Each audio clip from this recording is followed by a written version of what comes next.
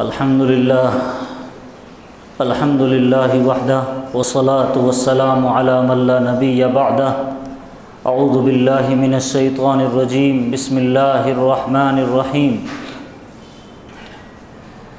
ان الذین قالوا ربنا اللہ ثم استقاموا تتنزل علیہم الملائکۃ الا تخافوا ولا تحزنوا وابشروا بالجنۃ التی کنتم توعدون نحن اولیاؤکم فی الحیاۃ الدنیا وفی الآخرہ ولکم فیہا ما تشتہی انفسکم ولکم فیہا ما تدعون نزلا من غفور الرحیم صدق اللہ العلی العظیم۔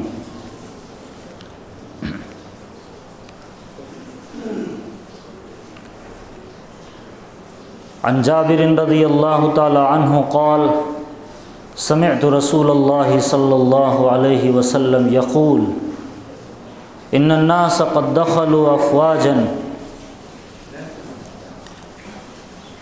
وسيخرجون منه افواجا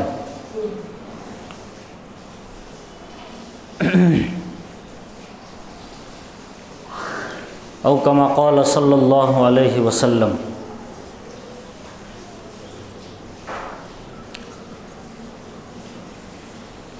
محترم بزرگوں اور عزیز دینی اور ایمانی بھائیوں،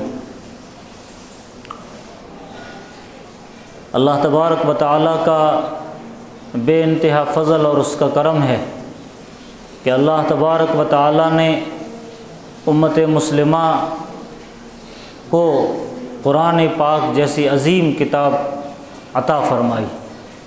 اللہ ہم سبھی کو اس کی قدردانی کی توفیق عطا فرمائے۔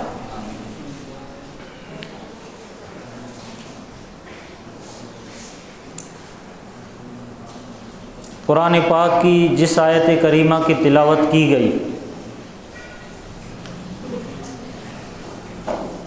اس میں اللہ تبارک و تعالی یہ ارشاد فرما رہے ہیں کہ بے شک جو لوگ اپنے رب سے یہ عہد کر چکے ہیں کہ اے اللہ آپ ہی ہمارے رب ہیں، آپ ہی ہمارے پروردگار ہیں، آپ ہی ہمارے پالنہار ہیں، جو لوگ یہ عہد کر چکے ہیں کہ آپ ہی وہ ذات ہے جو شروع سے لے کر اخیر تک ہماری تمام تر ضروریات کا انتظام فرماتے ہیں، یقیناً وہ اللہ ہی کی ذات ہے جو انسان کو پیدا ہونے سے لے کر مرنے تک تمام طرح کی تربیت، پرورش اور اس کی ضرورتوں کو پورا کرنے والا اللہ ہی ہے۔ اللہ فرماتے ہیں کہ جب تم یہ عہد کر چکے، جب تم یہ مجھ سے ایگریمنٹ کر چکے کہ آپ ہی ہمارے رب ہیں، ہم رب کسی اور کو نہیں مانیں گے، ہم اپنا حاجت روا کسی اور کو نہیں مانیں گے، ہم اپنی ضرورتیں کسی اور کے سامنے نہیں رکھیں گے، ہم کسی اور کے سامنے جھولی نہیں پھیلائیں گے، ہم آپ ہی پر بھروسہ کرتے ہیں اور آپ ہی سے جب مشکل میں پھنستے ہیں تو آپ ہی کے سامنے ہاتھ پھیلاتے ہیں، ہم نہ کسی اور سے ڈرتے ہیں، نہ کسی اور سے امید رکھتے ہیں، نہ کسی اور کے سامنے ضرورتیں رکھتے ہیں۔ جب یہ عہد کر چکے تو اللہ فرماتا ہے کہ پھر جو اس کے بعد کا جو قدم ہونا چاہیے ایک ایمان والے کا، وہ یہ ہو کہ وہ اس پر ڈٹا رہے، اس پر جمع رہے، اس پر ثابت قدم رہے، اس پر استقامت دکھائے۔ ان الذین قالوا ربنا اللہ ثم استقاموا، جو یہ کر لیتے ہیں، جو ایمان بھی لے آتے ہیں پھر استقامت بھی دکھاتے ہیں، تو اللہ آگے فرماتے ہیں تتنزل علیہم الملائکہ، پھر فرشتے اترتے ہیں خوشخبریاں لے کر، پھر فرشتوں کا نزول ہوتا ہے ایسے لوگوں پر، ایسے لوگوں کے گھروں میں، ایسے لوگوں کے آس پاس فرشتے جمع رہتے ہیں، فرشتوں کا تانتا لگ جاتا ہے تتنزل علیہم الملائکہ، اور یہ خوشخبری دیتے ہیں اللہ تخافوا، اب ڈرنے کی ضرورت نہیں، ولا تحزنوا، گھبرانے کی ضرورت نہیں، غم زدہ ہونے کی ضرورت نہیں، وابشروا بالجنہ، اور لو ہم تمہیں جس جنت کا وعدہ کیا تھا اس جنت کی ہم تمہیں خوشخبری سنا رہے ہیں۔ پھر فرشتے ساتھ میں یہ تسلی دیتے ہیں، نحن اولیاؤکم فی الحیات الدنیا، ہم ہی ہیں تمہارے دوست دنیاوی زندگی میں بھی، وفی الآخرہ، آخرت کی زندگی میں بھی، نحن اولیاؤکم فی الحیات الدنیا وفی الآخرہ، اور آخرت میں جو چاہو گے تمہیں ملے گا، وَلَكُمْ فِيهَا مَا تَشْتَهِي أَنفُسُكُمْ وَلَكُمْ فِيهَا مَا تَدَّعُونَ نُزُلًا مِّن غَفُورٍ رَحِيمٍ، یہ اللہ کی طرف سے مہمان نوازی ہوگی، یہ اللہ کی طرف سے ضیافت ہوگی۔ ایک ہی آیت میں نے آپ کے سامنے تلاوت کی، حضرت سفیان بن عبداللہ الثقفی رضی اللہ تعالیٰ عنہ ایک صحابی ہے، نبی علیہ الصلاۃ والسلام کی خدمت میں حاضر ہوئے اور پوچھا، یا رسول اللہ صلی اللہ علیہ وسلم، مجھے کوئی ایک ایسا کلمہ بتا دیجئے یا ایسی بات بتا دیجئے کہ پھر مجھے کسی اور سے کچھ پوچھنے کی ضرورت نہ، میں پھر کسی سے نہ پوچھوں۔ تو اللہ کے نبی علیہ الصلاۃ والسلام نے فرمایا، قل آمنت باللہ، کہو کہ میں اللہ پر ایمان لایا، ثم استقم، پھر اسی پر ثابت قدم رہو، ڈٹے رہو، جمے رہو۔ یہ ایک چھوٹا سا جملہ ہے، لیکن پوری زندگی میں اسی کا امتحان ہے، اسی کی آزمائش ہے۔ آج کے حالات میں ہم اس کو بخوبی سمجھ سکتے ہیں۔ یہ آزمائش اور یہ امتحان اللہ اس دنیا میں ایسا نہیں کہ ابھی فی الحال اس ملت کا یا امت کا لے رہے ہیں، ہر زمانے میں ہر نبیوں کے ساتھ یہ معاملہ ہوا ہے کہ ان کو کبھی مال و جان کی کمی سے آزمایا، تو کبھی ڈر اور خوف سے آزمایا، کبھی اولاد کی کمی سے آزمایا، کبھی اولاد دے کر آزمایا، کبھی مکان دے کر آزمایا تو کبھی مکان چھین کر آزمایا، کبھی حکومت دے کر کے آزمایا تو کبھی حکومت چھین کر کے آزمایا، کبھی رعایا کی حیثیت سے آزمایا تو کبھی حاکم بنا کر آزمایا، بادشاہ بنا کر آزمایا۔ یہ حضرت ابراہیم اور اس سے پہلے حضرت نوح اور حضرت موسیٰ اور حضرت آدم تک چلے جائیے، ہر زمانے میں اللہ نے امتحان لیا، لیکن ان سب کا حال یہ ہے کہ یہ ڈٹے رہے، جمے رہے، ثابت قدم رہے۔ حضرت زکریہ علیہ السلام کے سر پر آرا چلایا گیا، وہ پھر بھی ڈٹے رہے۔ ان کے سامنے ان کا بیٹا ذبح کر دیا گیا، انہوں نے پھر بھی ثابت قدمی دکھائی۔ پوری تاریخ ہمارے سامنے ہے استقامت کے اوپر۔ اسی لیے علامہ اقبال رحمۃ اللہ علیہ کہتے ہیں کہ جب میں یہ سنتا ہوں کہ میں مسلمان ہوں، یا میرا جب دل یہ گواہی دیتا ہے، جب اندرون سے مجھے جھنجھوڑا جاتا ہے کہ میں مسلمان ہوں، تو پہلی فرصت میں جو مجھے لرزا دینے والا، مجھے جو کپا دینے والا، مجھے جو ہلا دینے والا جو خیال دل میں آتا ہے وہ یہ کہ مشکلات آئے گی، یہ کلمہ آسان نہیں ہے۔ اسی کو انہوں نے کہا، چومی گویم مسلمانم بلرزم، کہ مشکلات لا الہ الا اللہ را۔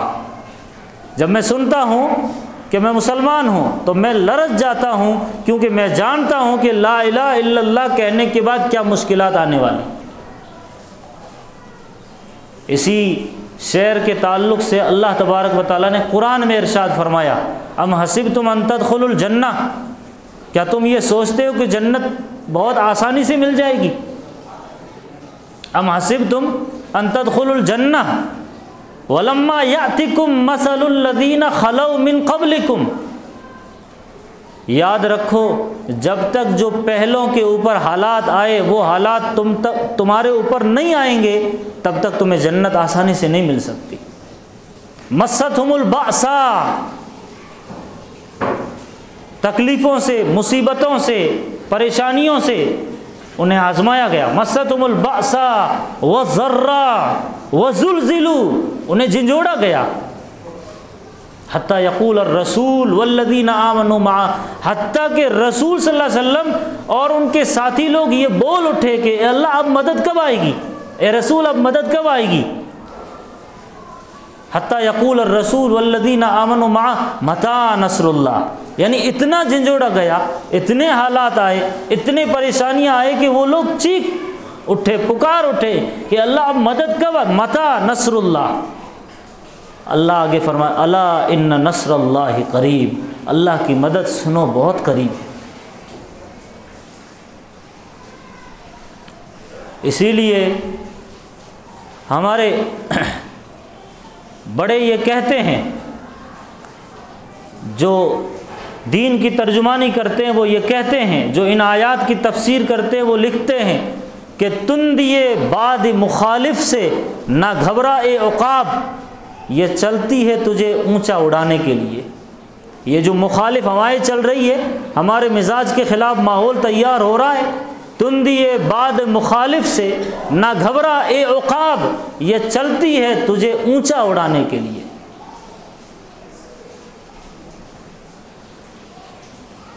تو ان آیات کے اندر اللہ تبارک و تعالی یہ سمجھانا چاہ رہے ہیں کہ اے امت مسلمہ کے نوجوانوں، اے بوڑھوں، اے بزرگوں، اے ماؤں، اے بہنوں، اے بچوں، جس دین کا تم نے کلمہ پڑھا ہے، یا جو سودا تم نے اللہ سے کیا ہے، جو ایگریمنٹ تم نے اللہ سے کیا ہے، تم عہد لے چکے کیا کہ اے اللہ، جیسے کسی نے کہا ہے کہ میری زندگی کا مقصد تیرے دین کی سرفرازی، میں اسی لیے نمازی، میں اسی لیے مسلمان، ہم تو یہ عہد کر چکے۔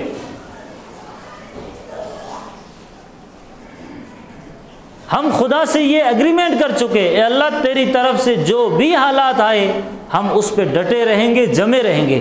اسی کو کہتے ہیں رب کی حقیقت کو سمجھنا۔ اور یہی صحابہ کرام نے کیا، یہی اصحاب کہف نے کیا۔ اصحاب کہف جنہوں نے حکومت کے سامنے کھڑے ہو کر، ان کے ناک کے نیچے کھڑے ہو کر انہوں نے بھرے دربار میں، بھرے محل میں کہا تھا ربنا رب السماوات والارض، ہمارا رب تو نہیں ہے، ہماری رب حکومت نہیں ہے، ہمیں حکومت نہیں پالتی، ہم ان سے ڈرنے والے نہیں، ہمارا رب وہ ہے جو زمین اور آسمان کا رب ہے۔ تو یہ رب کی حقیقت ہے، آپ اس کی حقیقت کو سمجھیے۔ اللہ تبارک و تعالیٰ نے عالم ارواح میں جب ہم سے ایگریمنٹ لیا، ابھی ہم پیدا نہیں ہوئے تھے، روحوں کو پیدا کر دیا تھا۔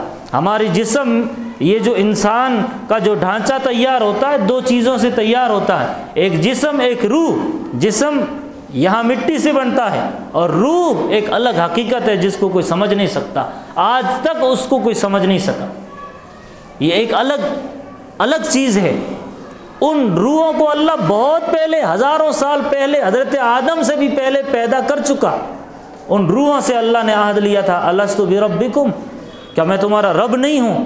یہ نہیں کہا کیا میں تمہارا اللہ نہیں ہوں، کیا میں تمہارا خدا نہیں ہوں، کیا میں تمہارا مالک نہیں ہوں، کیا میں تمہارا کوئی اور لفظ، اللہ کے 99 نام ہیں، لیکن الستُ بربکم، روحوں سے عہد لیا جا رہا کیا میں تمہارا رب نہیں ہوں۔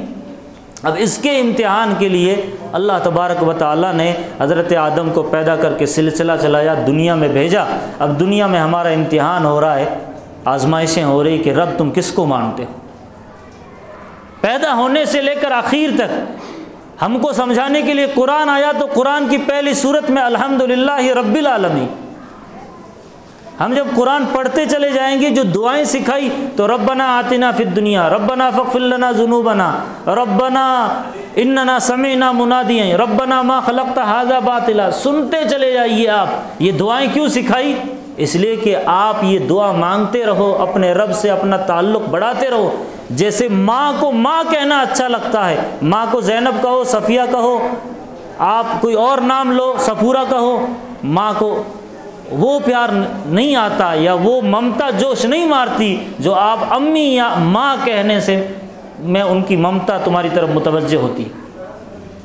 اسی لیے اللہ کو جو سب سے پیارا لفظ یا بندے اور اللہ کے درمیان جو رشتے کو، اس محبت والے رشتے کا جو اظہار ہوتا ہے وہ رب والے لفظ سے ہوتا ہے کہ میرا پالنے والا آپ ہے، پالنے والے آپ ہیں۔ اسی کا امتحان ہو رہا ہے۔ اب پورا قرآن ختم کیجئے تو جس سورہ پہ ختم ہوتا ہے وہاں بھی ہے قل اعوذ برب الناس۔ آپ قرآن ختم کر لیے، اب دنیا میں آپ جب تک جی رہے ہیں اور جب آپ قرآن پڑھیں گے، دعائیں مانگیں گے تو اسی رب کی حقیقت کا اظہار کرنا ہے۔ آپ قبر میں چلے جائیے، پہلا سوال ہوگا من رب کا، وہاں من اللہ کا یا من مالکو کا نہیں ہو رہا ہے۔ اب اس رب کی حقیقت سمجھیے۔ قبروں سے آپ اٹھیں گے، میدان محشر میں جنت کی طرف جہنم کی طرف فرشتے لے جا رہے ہوں گے، وہاں بھی جو پل صراط سے آپ کو گزرنا ہے، جو آیت ہے اس موقع کے تعلق سے وہاں بھی یہی ہے کہ وسیق الذین اتقوا ربهم الی الجنۃ زمرا۔ پل صراط کا ذکر کیا تو وَإِن مِّنكُمْ إِلَّا وَارِدُهَا كَانَ عَلَى رَبِّكَ۔ یہ بہت بھاری لفظ ہے، اس کا تقاضا بہت الگ ہے۔ اللہ حساب کتاب کے لیے بلائے گا، سارے لوگ جمع ہوں گے، وہ جو اللہ کا تخت سجے گا، عرش لگے گا، اس کے بارے میں جو قرآن کی آیت ہے وَجَاءَ رَبُّكَ، اللہ تمہارا رب آئے گا، وَجَاءَ رَبُّكَ وَالْمَلَكُ صَفًّا صَفًّا۔ اس کی بہت الگ حقیقت ہے، جو اسی حقیقت کو سمجھانے کے لیے انبیاء کرام نے، حضرت محمد الرسول اللہ صلی اللہ علیہ وسلم نے محنتیں کی، قربانیاں دی، بیوی بچوں کو قربان کیا، اپنے آل و اولاد کو یتیم بنایا۔ کیا آپ اور ہم اور ہمارے بچے اور بچیاں کیا اس دین کا سودا کسی کے پیار میں کر سکتے؟ آپ تھوڑی دیر کے لیے سوچئے، جس پر جنت دوزخ کا فیصلہ ہے، پوری مرنے کے بعد بھی جس چیز کا آپ کو سابقہ پڑھنا ہے، کیا آپ اس رب کو کسی کے پیار میں چھوڑ سکتے ہیں؟ کسی کی مال کی لالچ میں چھوڑ سکتے ہیں؟ کسی کو خوش کرنے کے لیے چھوڑ سکتے ہیں؟ لیکن افسوس ہے، اور یہ امت اور ان کے بڑے اور ان کے ماں باپ جتنا بھی خون کے آنسو روئے وہ اتنا کم کہ جو حالات ہے ارتداد کا، بچیوں اور بچوں کے بے راہ روی کا، جس ماں باپ نے پال پوچھ کے بڑا کیا اور اس کے لیے اپنی کمر جھکا دی، جس کے لیے اپنے ناخن سخت کر لیے، جس کے لیے انہوں نے اپنی ہڈی پسلیوں کا خیال تک نہیں کیا، وہ نہ رات کو اس کروٹ آرام سے سو سکتا ہے نہ سیدھا سو سکتا ہے، کبھی اٹھتا ہے کبھی بیٹھتا ہے، کبھی اس کروٹ کبھی اس کروٹ۔ جس ماں باپ نے یہ قربانیاں دی ہو، ان ماں باپ کا حال یہ جوانی میں آنے کے بعد یہ کرتے ہیں کہ ایک مشورہ ان سے نہیں لیتے، ان کے ارمانوں کا، ان کے جو تمنائیں اور آرزویں تھیں، جہاں اب ضرورت ہے ماں باپ کو سپورٹ کی، سہارے کی، مشورے کی، وہاں ایسے ہی چھوڑ کے نکل جاتے ہیں۔ اور جاتے بھی کہاں؟ کسی آپ یعنی ان کا الفاظ ہم استعمال نہیں کر سکتے، کہاں جا رہے ہیں؟ قرآن یہ کہہ رہا ہے ایسے موقع پر، قرآن یہ کہتا ہے وَلَا تَنْكِحُوا الْمُشْرِكَاتِ حَتَّى يُؤْمِنَّ، اے لوگوں مشرک عورتوں سے نکاح مت کرو جب تک کہ وہ ایمان قبول نہ کر لے۔ وَلَأَمَةٌ مُؤْمِنَةٌ خَيْرٌ مِّن مُشْرِكَةٍ وَلَوْ أَعْجَبَتْكُمْ، ایک باندی، ایک نوکرانی اس مشرکہ سے 1000 درجہ بہتر ہے، اگرچہ وہ مشرکہ تمہیں اچھی لگتی ہو۔ یہ آیات کیا تقاضا کر رہی؟ اور آگے فرمایا وَلَعَبْدٌ مُؤْمِنٌ خَيْرٌ مِّن مُشْرِكٍ، ایک لوگوں کو کہا، نوجوانوں کو کہا کہ تم بچیوں کو کہا کہ یہ بچیوں کسی مشرک آدمی سے نکاح مت کرو جب تک کہ وہ ایمان قبول نہ کرے۔ ایک غلام، مومن غلام اس مشرک نوجوان سے بہتر ہے۔ وَلَعَبْدٌ مُؤْمِنٌ خَيْرٌ مِّن مُشْرِك۔ کیوں؟ اللہ نے وجہ بتائی، اولئک یدعون الی النار، یہ جہنم کی طرف بلاتے ہیں، واللہ یدعو الی الجنہ، اور اللہ جنت کی طرف بلاتا ہے۔ یہ بیسک فرق ہے، یہ جہنم کی طرف بلاتے ہیں اور اللہ جنت کی طرف بلاتے ہیں۔ تو جو جہنم کی طرف بلائے، تم نے ان سے نکاح نہیں کرنا ہے۔ آپ ایک واقعہ سنیے، مدینہ منورہ کا واقعہ ہے۔ حضرت ام سلیم رضی اللہ تعالیٰ عنہ بیوہ ہو گئی، اور حضرت ابو طلحہ رضی اللہ تعالیٰ عنہ نے ان سے نکاح کا پیغام بھیجا ان کو۔ تو کہا کہ اب آپ سوچئے، اس وقت تک نکاح کے مسائل نہیں اترے تھے، مشرک سے نکاح ہو سکتا تھا، شریعت میں جائز تھا، ابھی تک نکاح کے مسائل نہیں آئے تھے کہ مومن مومن سے ہی کرے، مسلمان مسلمان سے ہی کرے، یہ مسائل نہیں آئے تھے۔ لیکن ان کا ایمانی جذبہ دیکھیے، استقامت دیکھیے کہ تو کافر ہے، تو مشرک ہے، ابھی تک تو مسلمان نہیں ہوا ہے، میں تجھ سے ہرگز اپنے ایمان کا سودا نہیں کر سکتی۔ یہ ام سلیم جو بیوہ ہو چکی، جو بوڑھاپے کے اب قریب ہے۔ تو آج کے دور میں استقامت بہت ضروری ہے۔ اللہ کے نبی علیہ السلام نے ارشاد فرمایا کہ ایک زمانہ آئے، لوگوں تم دیکھ رہے ہو، یعنی اس زمانے میں اللہ کے نبی فرما رہے ہیں، لوگوں تم دیکھ رہے ہو کہ فوج در فوج لوگ اسلام میں داخل ہو رہے ہیں۔ ان الناس دخلوا افواجا فی دین اللہ، یہ الفاظ ہے کہ لوگ فوج در فوج اللہ کے دین میں داخل ہو رہے ہیں، یہ تم دیکھ رہے ہو۔ وَسَيَخْرُجُونَ مِنْهُ أَفْوَاجًا، ان قریب فوج در فوج اسلام سے نکل رہے ہوں گے، ایسا زمانہ آئے گا، اور آج یہ زمانہ آ چکا ہے۔ یہ تو چند واقعات ہیں جو ہم تم کو پتہ چل جاتے ہیں کہ فلاں مرتد ہو گیا، فلاں اس کے ساتھ بھاگ گیا یا بھاگ گئی، لیکن ذہنی اعتبار سے امت مسلمہ کے نوجوان بچے اور بچیاں کتنے ہزاروں کی تعداد میں مرتد ہو چکے۔ انہیں دین اچھا نہیں لگتا، انہیں اللہ کا کلمہ اچھا نہیں لگتا، انہیں قرآن پڑھنا اچھا نہیں لگتا، انہیں نماز پڑھنا اچھا نہیں لگتا، انہیں پردہ کرنا اچھا نہیں لگتا۔ اور اللہ کے نبی علیہ السلام فرما رہے ہیں تم اس ایمان کا مزہ چکھ نہیں سکتے، یعنی اس کی حلاوت اور مٹھاس محسوس کر نہیں سکتے جب تک کہ تمہارے اندر تین چیزیں نہ آ جائے۔ من رضی باللہ ربا، جو اپنے رب کو رب مان کر خوش نہ ہو جائے، یعنی میں خوش ہو جاؤں میرے پاس اللہ ہے، میں اللہ کو مانتا ہوں، اے اللہ میں کتنا خوش نصیب ہوں جو جھکا تو تیرے سامنے، مانگوں تو تیرے سامنے، ہاتھ پھیلاؤں تو تیرے سامنے، نماز اور بندگی کروں تو تیرے سامنے، کسی اور در کا غلام نہیں بنایا، اے اللہ صرف تو نے تیرا غلام بنایا، یہ میری خوش قسمتی ہے۔ لیکن یہاں پہ ہمارے نوجوان بچوں اور بچیوں کا کیا حال ہے؟